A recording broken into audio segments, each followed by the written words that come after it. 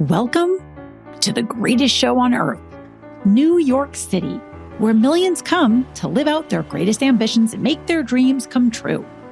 But hey, if you've never actually lived here, let me tell you that it's not as easy as you might think. This town is tough. I had to know. I grew up here. It's not for the faint of heart, because no matter how strong you think you are, you will be tested.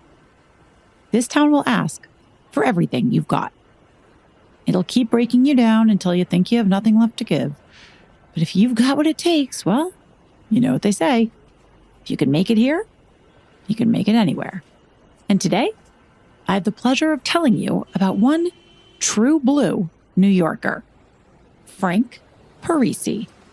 And while the city almost chewed him up and spit him out, he did make it somewhere. And how he got there is one hell of a story. Aside from this crazy town, Frank and I just happen to have a couple other things in common. We're both fitness buffs, we believe in sound body, sound mind, and we're both recovering addicts. So for those reasons, I know where Frank is coming from. But he also has a couple of things that most of us probably could never imagine. You see, Frank grew up around the kind of rough and tumble streets where arguments were settled by breaking bones with a baseball bat. And I mean that literally. No surprise, he became part of that violent street life, complete with a full-blown drug addiction. Later, he developed what he says is some sort of pulmonary problem, which led to complications, more on that later, the doctors couldn't quite figure out. But the ultimate kicker? Frank's doctors told him that his heart was failing. They couldn't figure out why this was happening to this fit, tough as nails Italian New Yorker. But he desperately needed a heart transplant to survive. Do you know how difficult it is to find a compatible heart to make that happen? And even more fascinating, his entire journey, ultimately, without his even knowing it, may have been all about searching for a new heart. So gather around and hold on tight, because we're going to hear all about it from Frank Parisi himself today on the Gratitudeology podcast. Will you walk through the fire? Would you ride through the storm? Will you walk on a wire? Will you save me if I fall? Will you break through the madness? Set us down where we're safe.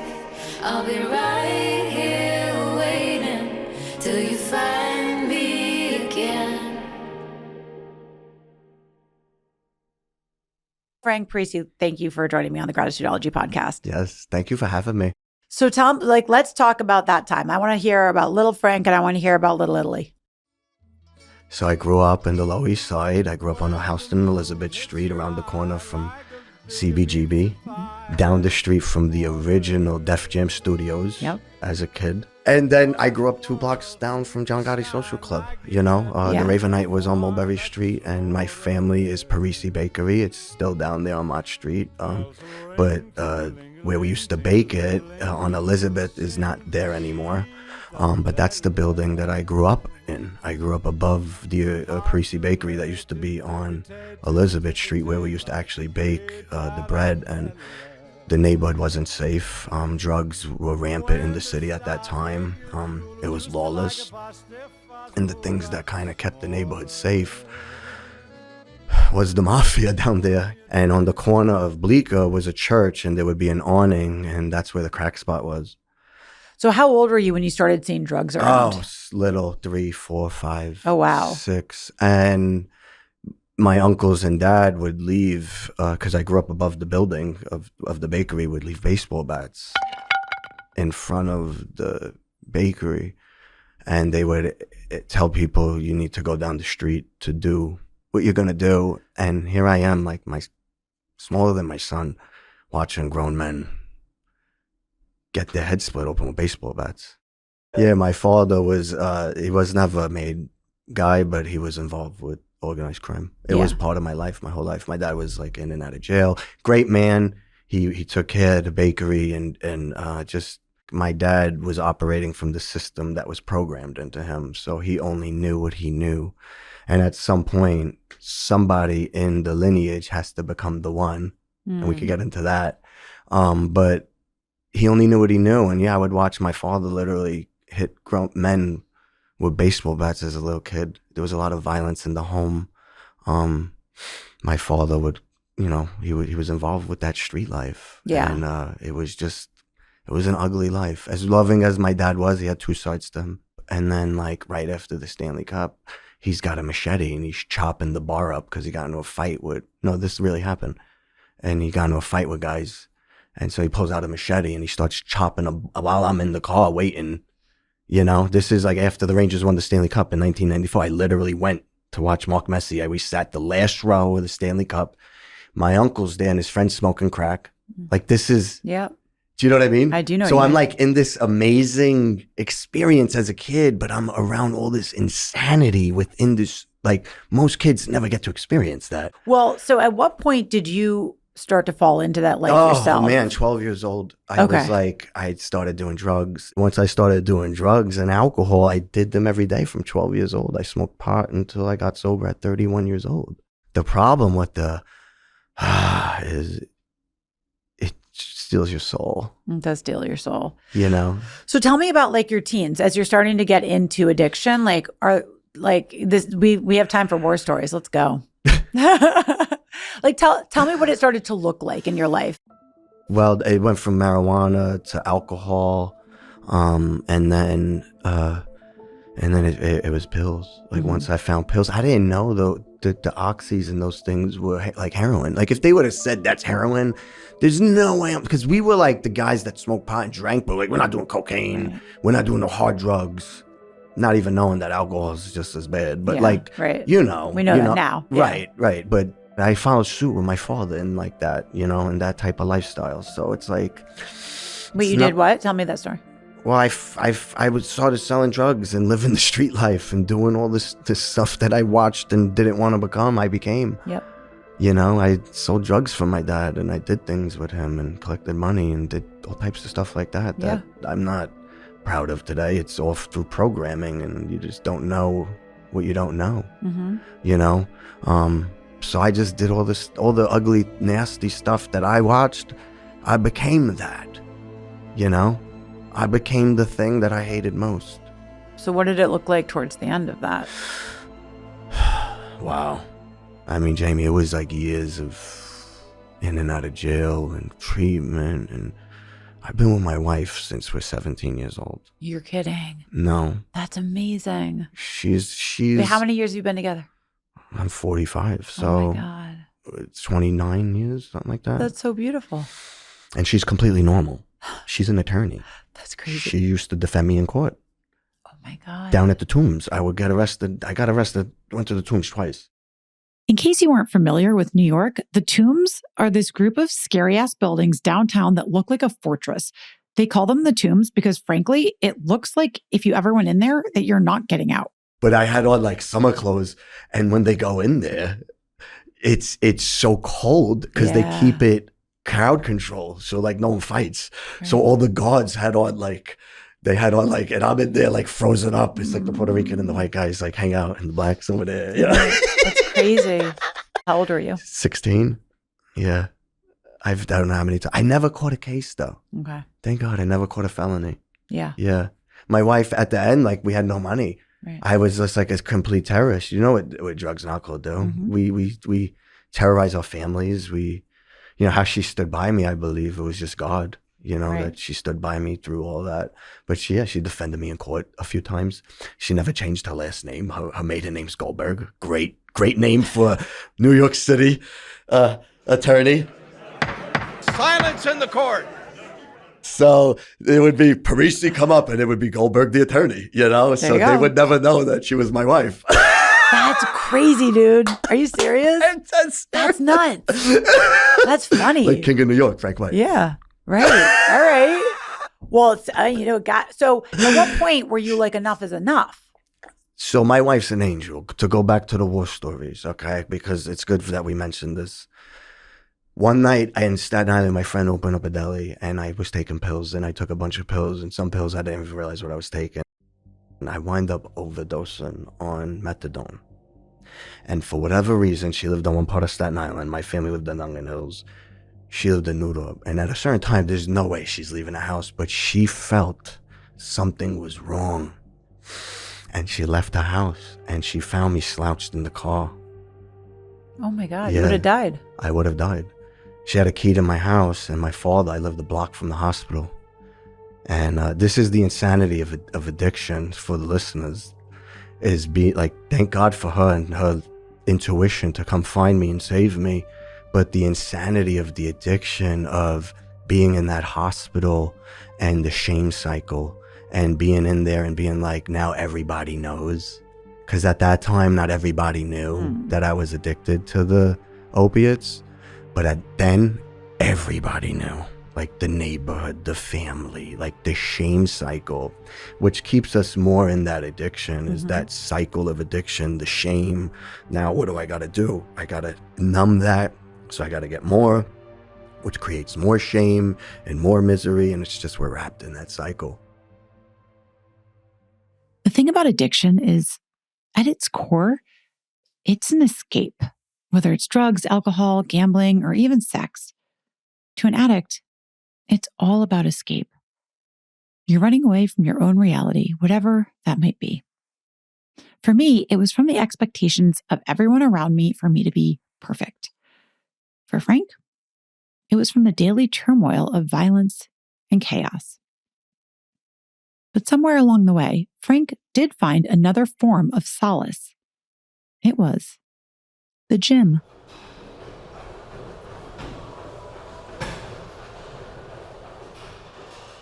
Okay, I hear some of you out there, you're already thinking it can be argued that the fitness world can be addictive too, am I right? But that might be another podcast episode for another day. For now, let's hear Frank's take. I worked out my whole life since I'm 14 years old. It helped me to deal with trauma. My father used to always tell me, how the hell do you build a body like that and you can't stay sober?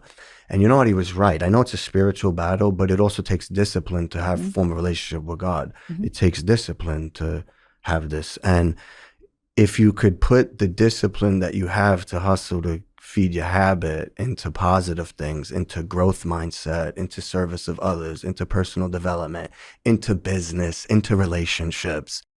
And that's one of the many benefits of getting into recovery. You learn to harness your pain, your endurance, your fortitude, and learn how to use your powers for good and not evil. It changes us to become who we are supposed to be and even greater. At what point did you actually get into recovery and it stuck? I first went to treatment in 2006. I went to a place, I stood sober for a year down in Texas. That's what brought me down to Texas. I didn't stay sober. I was in my late 20s. And then on July 3rd, I came back to New York and was into that whole insanity again. I wasn't working the steps at the end of the day. There was no connection to a higher power. I was just going to meetings and showing up with the same guy that was in the hospital, thinking because I'm showing up that I'm doing something, but I'm showing up in the same mind because the work is what it is. It's not going to a meeting. It's doing the work. It's facing it. Well, the 12-step process is to be rid of all the things that block us so that we could be free of them and be connected to intuition, universe, God, source, whatever you want to call it. It's just connecting and peeling away the layers. And what the 12 steps help us to do is to relieve us from the bondage of self, from the consistent thinking, get us out of self, look at our part in things, self-accountability, self-reflection. We get to go out, we get to make amends for all the things that we've harmed people, the universe. We get to bring awareness of self throughout the day in our 10 and 11. We get to review our day and see where we fell short, and then we get to serve in all that we do. So it creates a new vibration and frequency because there's action steps daily that we take. Prayer. What I do is I do prayer, meditation, intention, journaling. I usually do like a water workout, healthy meal, and then I like to self-reflect throughout the day, bring awareness of self. to check, because our currency is not money, it's our frequency. So I always want to observe myself 10-step throughout the day, because I'm able to see, am I getting off my frequency? Like this morning, I felt overwhelmed. So I have to breath back. Right at this moment, everything's okay. There's a million things going on in my head and in my phone, but we are good. Yep. Breath back, awareness of self. That's 10 and 11 step right there. And then I'm present and I'm here and I'm not unregulated internally. Right. So that's what the 12 step help us to do, is to that. But there's more than that too. There's personal development, there's yoga, there's masterminds, there's people, there's books, there's levels. There's levels, but you can't build any of the levels if you don't without have the the foundation recovery of the house. Recovery is my foundation. 2011. Kid comes knocking on my door. I owe $200. Imagine this. And I'm not ashamed to say it. $200. They're grown man, 31 years old. My wife's working on Wall Street as an attorney. I'm living in Midland Beach, which is like a shithole in Staten Island. I'm sorry, excuse my language. It's totally garbage. And it's a shack, like one of those things. That's the best that I could do. And my wife comes out and pays a grown man street that $200 with a check, because we don't even have cash. And at that day, I said, you know what, Frank? It doesn't matter how you got here. You're in a ditch. Doesn't matter how we got in the ditch. How we got in the ditch means absolutely none. We can't get out of the ditch if we're worried about how we got in the ditch. It doesn't matter. You got to take full accountability for your life. You put yourself here. You're a grown man, bro. Yeah. You're not a little kid. You're operating from the little kid system.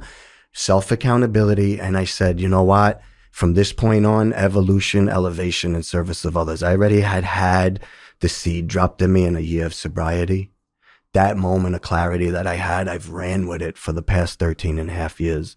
I started to attend meetings, work the steps, sponsor guys, and I've been in the middle of this thing since. I serve in everything that I do. I'm a growth junkie.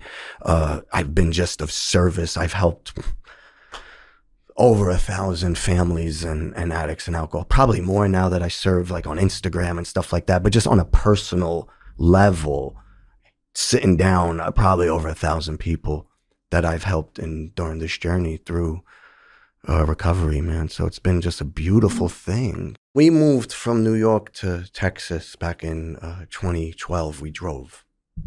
I had picked up a phone. My father asked me to go do something that was not good. And at that moment, again, I said, I can't do this. This is after July 31st. So I'm living in two worlds still, because I'm still working and I'm going to meetings, but I'm at the bakery and I'm going to meetings. Right. So I pick up the phone and I call my buddy and I'm like, listen, bro, I got to get out of here. Like, can you get me a job in treatment? And he's like, it's a God moment. Thank you, Cole Shiflett. He's like, I'm opening a treatment center. Why don't you come out here? And I told my wife, who's working on Wall Street, doing well, but like, we're not doing well because I'm a disaster. And we could have been doing well if I was doing well. Right. And so I'm like, okay, do you want to go to Texas? And she's like, yes. And I'm like, well, we got to go next week. And like, we literally like, we're on an airplane and I interviewed and my dad was like, where the hell are you? And I had to like escape my like life here.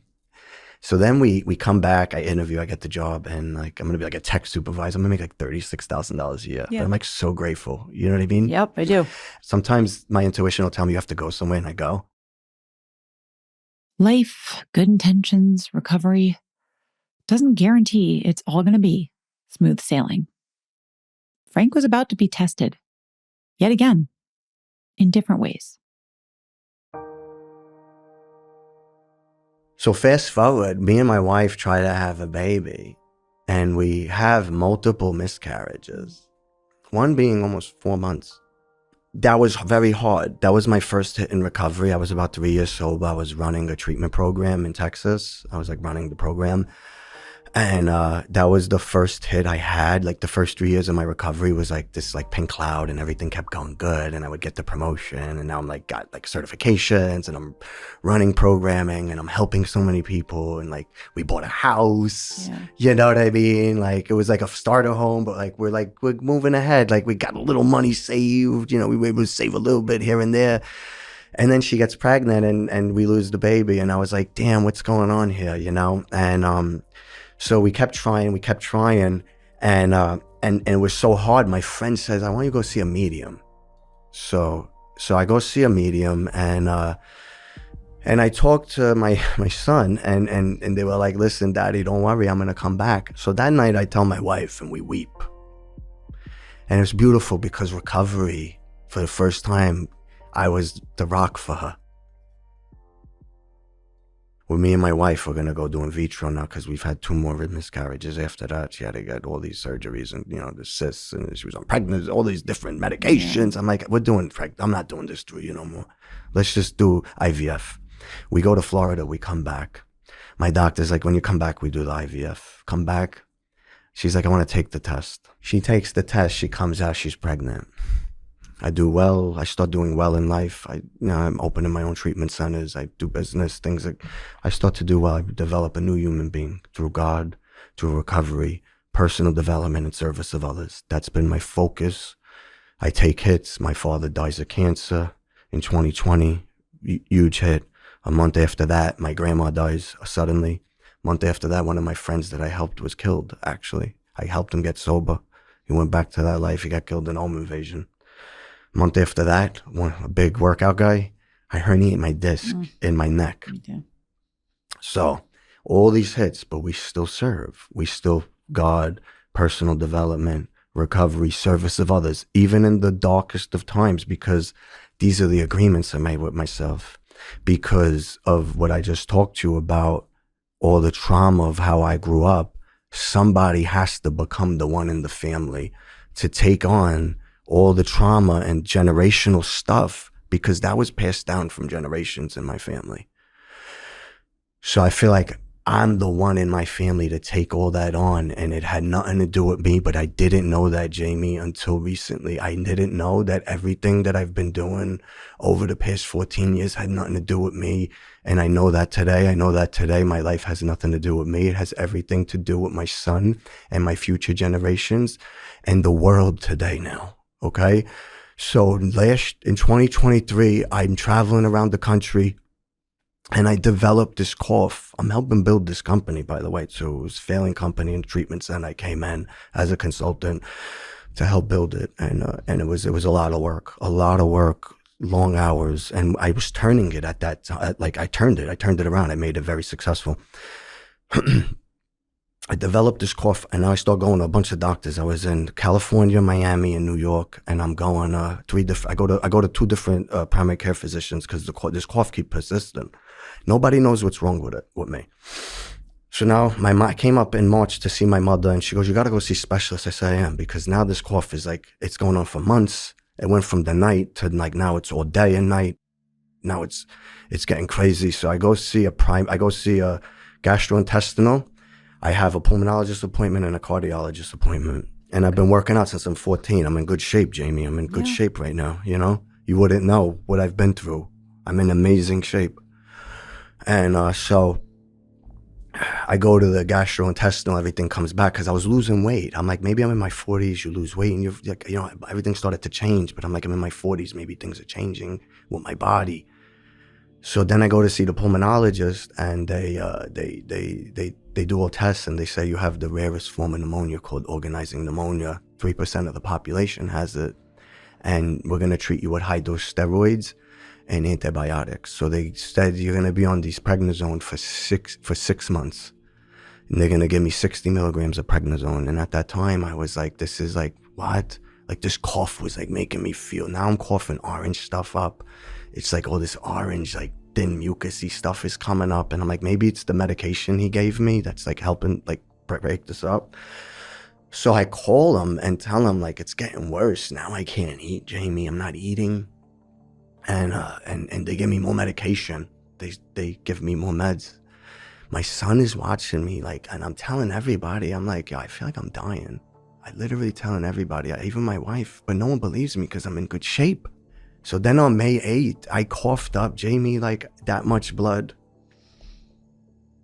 And I go to see my doctor at Baylor Scott & White in Lakeway, Texas. So they admit me. And so my wife's there, and they say that you have sepsis. So they pump me with all fluid. Sepsis? How would you have sepsis? They misdiagnosed me. Yeah. Then a nurse comes in and misses my vein Oh my God. and gives me a 3rd-degree burn from the inside out. Oh my God. The hospital's trying to tell me they didn't do that. So the 3rd-degree burn from the inside out, and then because the medicine went in your skin, like yeah, subcutaneous she instead put of the in your vein. wrong pick. You have to do certain ones for the pressor medication. She never drew it out. But wait, that botched injection? Not as much a biggie as what the doctors said next. So in walks a doctor. Now I'm like in pain. And they're like, Mr. Parisi, you don't have sepsis. You have 9% ejection fraction. And your kidneys and your liver are failing. And we're going to have to take you to all places, Jamie. Not Austin, San Antonio, Houston, or Dallas.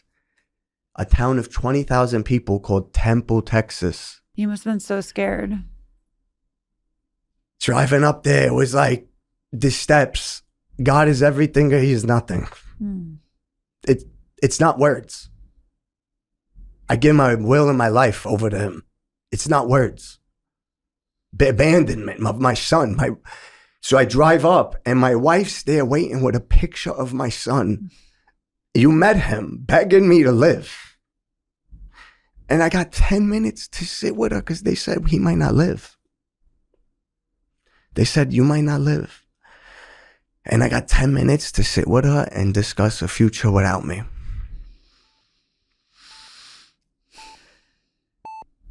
And I died. Yes, you heard him. Frank died. And they've saved me. I leave my body. And I'm looking at me on a ventilator next to my wife.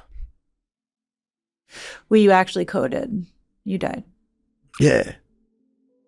And there was a voice that said, we want to take you. Everything was dark. I was in a dark room. And I had a vision of my son growing up without me, Jamie. And I said, I have to come back for him. And now I come back and I'm like, maybe that didn't happen because what's going on here? This doesn't make sense. Any of this? And now I'm in this bed for like 9 days and there's doctors walking in with hazmat suits. Why? Because the orange stuff that I'm coughing in my lungs, they think is tuberculosis. Oh my God. But it's blood from my heart that's going in my lungs.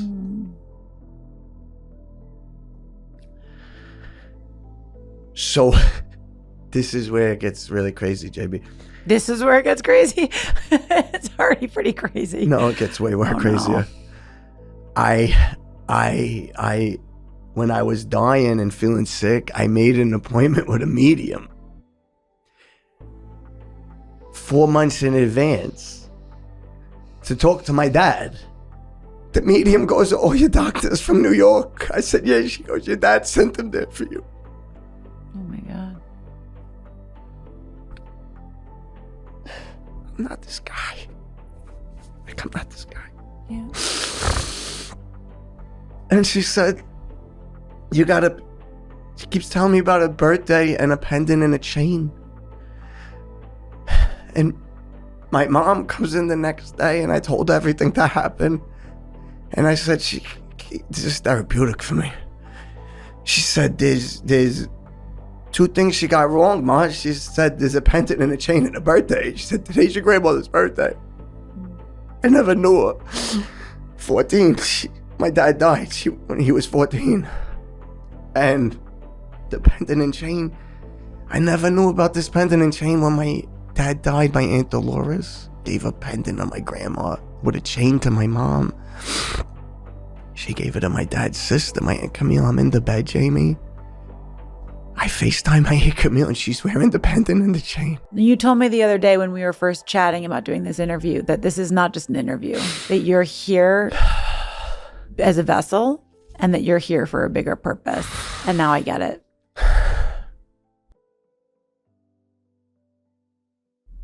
And then I was in there and I was like, all right, bro, you haven't been here, but you've been here. You've been here. You ain't been here, but you've been here, and you just got confirmation about something. This did happen. You did leave. You did look at Frank Parisi. You're not Frank Parisi. That's a name that was given you. And you've been here before, but you've been in jails and institutions without tools. You've been in a different version of yourself in these positions before, but you've been here before. You just haven't been in this version of yourself here before. Now you got tools, bro. Now we're going to get up. Now we're going to start walking. And you got to learn how to walk again. And that was my confirmation from you, Dad, that I knew. Let's go. If I die, I need to write a book for my son. So I'm going to start writing a book in this hospital, in this ICU unit. I started writing a book for my son, just in case I die. So he had the blueprint of what it looks like, where Dad came from, what is his action steps so that you and your future generations could win in this game of life. So I started to write, and I started to walk, and I started to walk 10 steps, 100, 200, 1 mile, 2 miles. Then they put a pump in my chest, Jamie, 13 staples. I'm an opiate addict. I was born in the dark, you understand? And I know how to lead in the dark. And I changed and I went into the light. I know both frequencies very well. And I lead in the light. I saw these videos that you sent me. It was an Instagram post of you walking and then in a cape. Yes, because they got me the Superman cape, because in the darkest of times, I was the light, Jamie, because that was the man I developed, and that's my non-negotiables. I called sponsees, and they're like, bro, what are you doing? Your brother just died. What do you mean, what am I doing? I'm there for you, bro. This is the man I developed. 13 and a half years ago, I made agreements with myself that I'm good. God is everything, He's nothing. So if you want me, God, then take me, because you love me more than I could ever love myself or my family or my wife. You know better than I know. It's not words that people say in a meeting. You got to internalize this work. It's the work that you internalize, that deep work. God is everything. He is nothing. He's everything. I surrender everything. I abandon everything to you, my son, my wife, my future. If you want me, take me, but let me stay. And he did. And I started to walk and I started to serve. 13 staples, ibuprofen. I didn't take nothing. I took nothing. Now I'm dealing with this thing. They got to debride my arm. Now I got this pump in my chest. I'm walking 5 miles, Jamie, in the ICU unit. On top of all his health complications, Frank was about to hear the biggest one yet. They're talking to me about a heart transplant. I'm like, what are you talking about? I was working out. I have videos of myself in the gym 2 weeks prior. Before we get to the heart transplant, can I just ask you, okay, because I've thought about this a lot. Wow. I'm trying to hold it together, just so you know. It's a lot. I'm a lot. mother. I know. I love you. Yeah. I'm sorry. No, I'm sorry. So I've thought about this. If I was in this situation, would I be able to surrender? And would I be able to show up? And how would I show up? Oh, what about thinking about your son? How do you talk to him? Yeah, how did this work? Please explain. Serve. Pray. Daily prayer and serving in the darkest, walking 5 miles. They got me a Superman cape, Jamie. And I was here in cold blue, which means people are dying. And I don't know how to tell my son any of this, but I'm serving. I'm making the other patients get up. And I had old people walking with me. You got other people to get back? I had them walking with me. They got a plaque of me in the hospital right now. I go there and I serve the people there. All our transplant patients, to show them we got this. I'm the one. I'm the hope. So now I'm walking 5 miles and I'm doing squats because I'm going to have to get my chest cut open and I'm going to have to flirt with the devil. I know that. They're telling me you're going to have to. And I'm like, I'm not. Wait, what do you mean? I'm going to have to take the drugs. Yeah.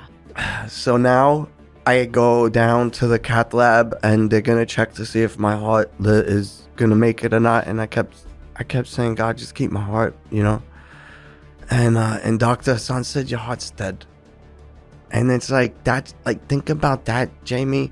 Like, okay, now I need a heart transplant. I need an arm debridement. I'm going to need a skin graft surgery. Am I going to live through all of this? Is this going to kill me in the hospital? I'm in an ICU unit and they're going to have this much of my skin missing. How about the fact that now I have to wait for someone to die?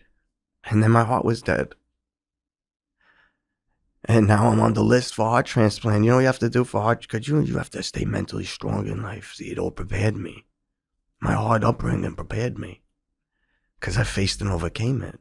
Yeah. It prepared me for this. Why was your heart dead? Did they explain to you? They still don't know. I'll tell you, it was God. Yeah. I could tell you my theory, if you want. Yeah. I believe that God needed to remove the heart because it held too much of the generational curses, ancestral trauma. It had held my trauma. There's only 30,000 people in the past 10 years in the United States has had a heart transplant. It's like 0.0001.16%. Let's take a minute to appreciate what Frank was up against. According to the United Network for Organ Sharing, UNOS, the nonprofit organization that manages the nation's organ transplant system under contract with the federal government, there are approximately close to 4,000 people in the U.S. on the waiting list for a donor heart. Many of them will be waiting for more than 6 months. Some can't afford to wait 6 months. UNOS manages how organs are allocated to compatible recipients based on many different factors, including matching blood type, the body size of the recipient, because smaller hearts are reserved for children on the waiting list. Then there's the urgency. Some patients may be prioritized due to their conditions. So for all those reasons, you can see how finding a donor heart was not going to be easy. So now I'm waiting, and they said, because you're O positive, you're going to be on this list now for 6 to 8 weeks. It's a rarer type. It's not going to be easy to find. I've been in the hospital already 4 weeks. And so now June 1st, I go for the arm debridement, which is like they're going to make it clean down that much. Wait for it to grow so then I could get skin graft surgery. So I was like, good, I'll get this done, and then I'll get a heart transplant. So I go in on June 1st. And I get this done. And then they come out the next day and they tell me you got a heart tomorrow. One day. How long are people typically on the list waiting? You have to be near death to get on the top of the list, which is why I was. I have a 19-year-old girl's heart in my chest. Are you willing to share how Callie passed away? She died in a car accident, saving her sister. And her little sister listened to her heart. Where did she live? She lived in Longview, Texas. Near Dallas. So she passed away and she was an organ donor. Yeah. And so her organs went where they needed to go and her heart came to you. It did. What's the honor walk? When you pass and you're an organ donor, all the doctors and nurses stand while she gets walked out. Her body. Her organs to be. No, her body is getting walked out to get her organs harvested. To go be of service to others. Yeah. Wow. So tell me about what it means to you to have a 19-year-old girl's heart in your chest. It's so beautiful. It's calling me. I cry so much now. I have female DNA. So I'm like truly like divine, like the masculine and the feminine. Yeah. Like truly am. Yeah. Like it's truly changed. I mean, I have her DNA Yeah. with my DNA in my body. I mean, I feel her heart. You know?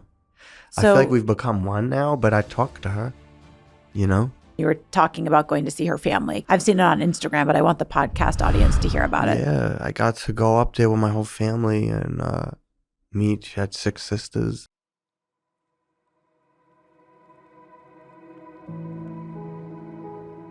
I can't explain the emotions, Jamie. It's like to have another family member, a sister, a father, an aunt, friend, just like bawl in your eyes while they listen to their loved one's heart. And in so your for body. clarity, they used a stethoscope. You were seated in a chair and they stood above you with the stethoscope and listened to her heart in your chest. Yeah. And just like the emotions and being able to like be there, like with them. Yeah. And just in that, take it in. Like it's like love, healing, sadness, like all joy, connection in one emotion. It's unexplainable. If you look at my Instagram, you see gratitude is the greatest. Gratitude and love. Gratitude, love, and service is the highest frequencies. And as soon as I get out, I'm on a ventilator and I write, I don't care about pain. I'm just grateful to feel, to be alive. I love that picture. And I was in that state, just gratitude in the worst pain.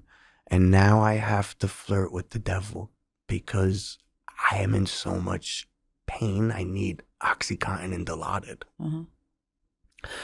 And I knew at that time that it was like the darkness again fighting, because I believe when we're high vibrating beings that the light and the dark come for us. Yeah. And I felt like at that moment that it was like, you're vulnerable. I know what's going on. And I took the medication. I lived through the transplant. The cleanings, the cleanings of my arm, Jamie. 25 days I was on Oxycontin. Even as I left the hospital, 25 days they would come and clean. I'd scream. I'd have to take it. But when I was done, and I didn't even withdraw. And I started my comeback. I had the discipline, the mindset, build back your body. Whenever we go through the hardest of times in life, we have to ask ourselves these questions. And my friend Nick told me this, and it was the greatest thing.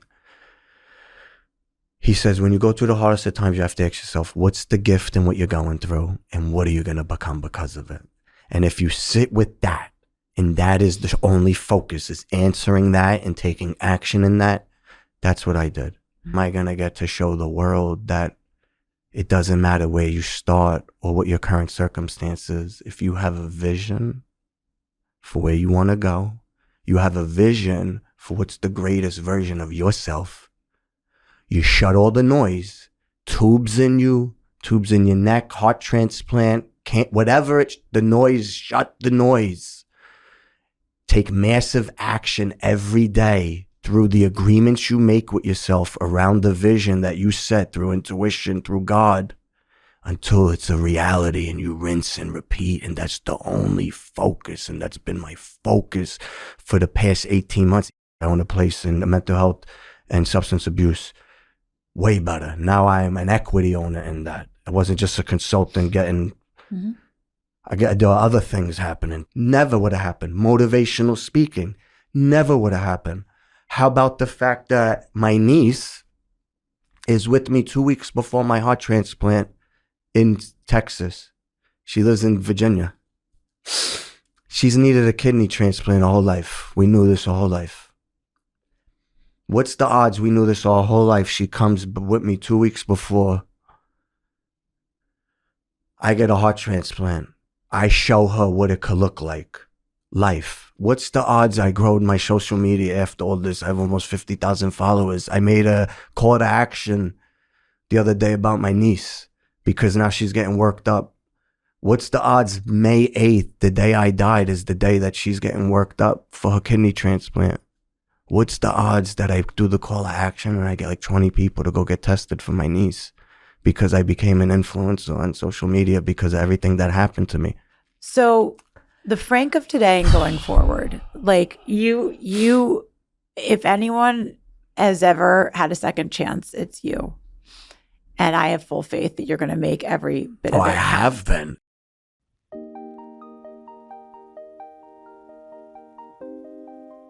We're growing Emotion Wellness in San Antonio. It's a mental health and substance abuse facility for adolescents and adults.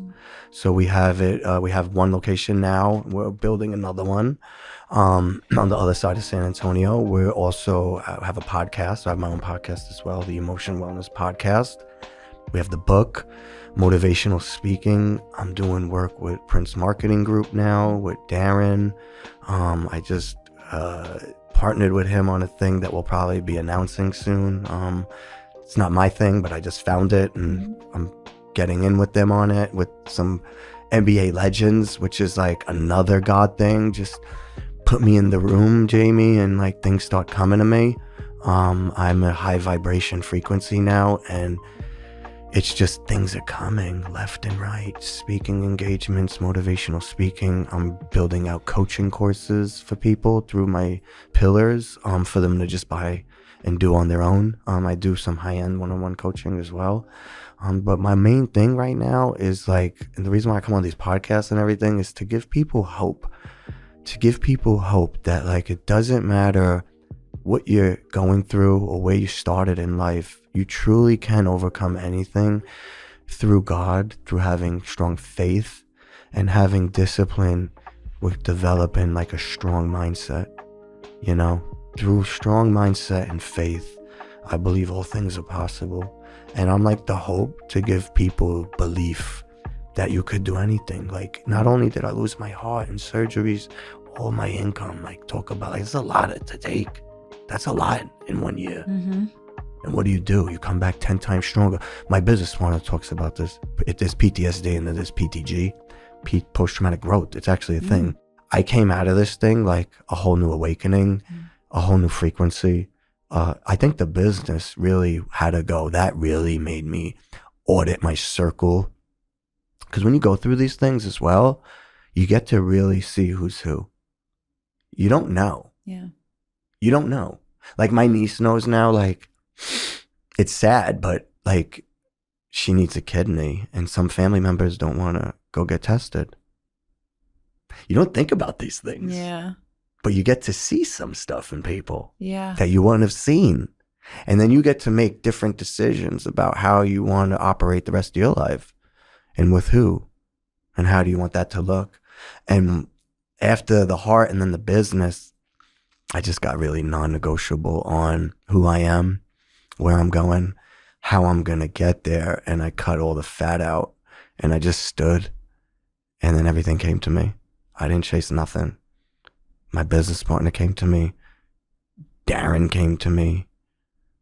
Dominique Wilkins came to me. All these people that I would never have known came to me. Probably never could have imagined it when you were living in a shack in Staten Island. And that's what I tell people. It doesn't matter where you start or what your current circumstances. Yeah. You got to do the healing work. Well, if there's one thing that you would want to leave people with, maybe somebody who's just kind of half asleep through their life and would like to be high vibrational, but just doesn't really know how to get there, where would you tell them to start? First, you have to start writing. You have to journal the thoughts out of your head.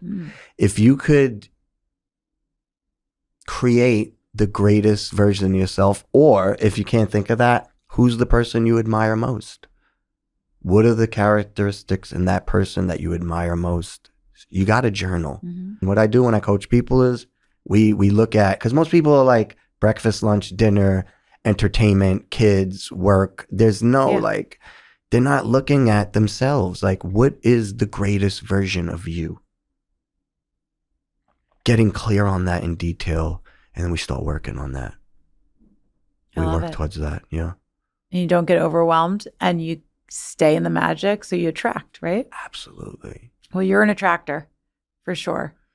You are. I mean, like, your energy is magnetic. You're amazing, and I'm just so grateful you sat here with me. I'm so grateful to sit here with you. Yeah. I'm sorry I almost made you cry. You did a little bit, I know. Do you know what's so funny? I don't want to mess your makeup up. Do you know what's so funny? There's only 2 people who have literally made me cry on my own podcast, and it's you and Darren. Because he's such a beautiful, God sent Darren into my life. I tell him every day I love him because I've never met such a good human being like him in my life. It's like him and his whole team even his business partner, James, mentors me. Like, they came from God for me at the time that I needed the most, and they didn't even know it. Yeah. It's but it's hard. Sometimes you have to like cut out stuff to make space for new. Well, this is what I say all the time with recovery, and this is what I feel. Being in recovery, it's like if you wanted like a barrel of fresh, clean water to drink from, would you pour in the fresh water over the dirty, muddy water at the bottom? Correct. Or would you work to dump it out and clean it out before you refilled it? You got to get the shit out. And like recovery is the broom that we use to sweep away the cobwebs so we have the vessel that's ready for us to receive. Yes. And then we live in high vibration. Yeah. Gratitude, joy, love, connection, service. But high it's vibration. a practice. It's a practice. I love it. Yeah. Well, I'm excited for you. I'm excited for my listeners. Yeah. And I just appreciate you. I appreciate you. Thank you so much. Thanks for being here. And what a blessing it's been to listen to Frank walk us through his amazing journey from growing up in a violent environment to opiate addiction, from struggling with mental health conditions to desperately needing a heart transplant, and finally making it out on the other side to live a life of service.